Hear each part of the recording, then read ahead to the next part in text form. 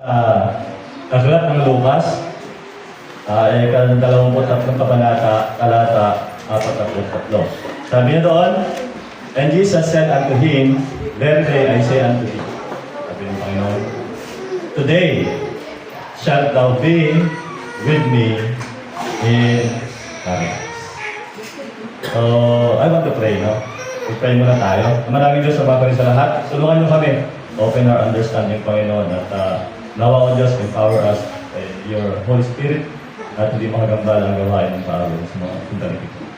Sabi niyo kasi yung librado, ikaw ang makusap sa bawat isa. In Jesus' name we pray. Amen.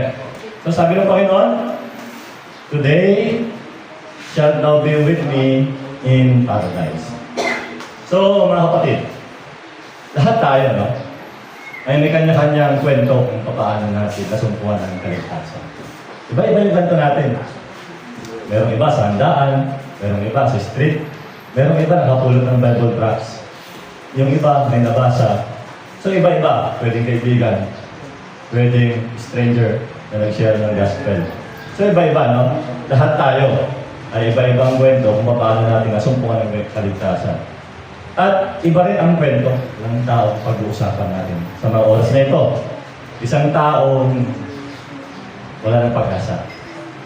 Okay? Taong wala ng pag-asa.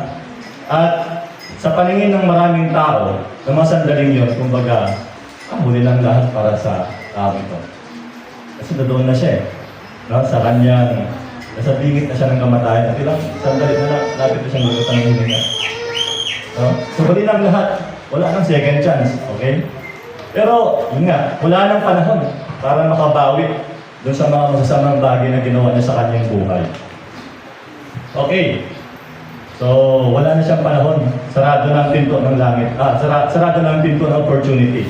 At ang natitira na lang ay yung hinihintay ng sandali ng kanyang kamatayan. Okay? So, meron tatlong krus doon sa Calvary, doon sa Golgotha, Tudeksa. Alam niyo po ba yung Golgotha? Ito yung Taisubiskal na kapag ang kriminal ay ipinako doon na rin sila tinatapon kapag wala nag-claim ng bangkay nila. So, kung isipin natin, ang lugar na ito ay mabaho, malangsa, matumi. Doon ipinako ang Panginoong Jesucristo kasama yung dalawang nagnanakaw na kasama niyang ipinako, kasabay niya ipinako.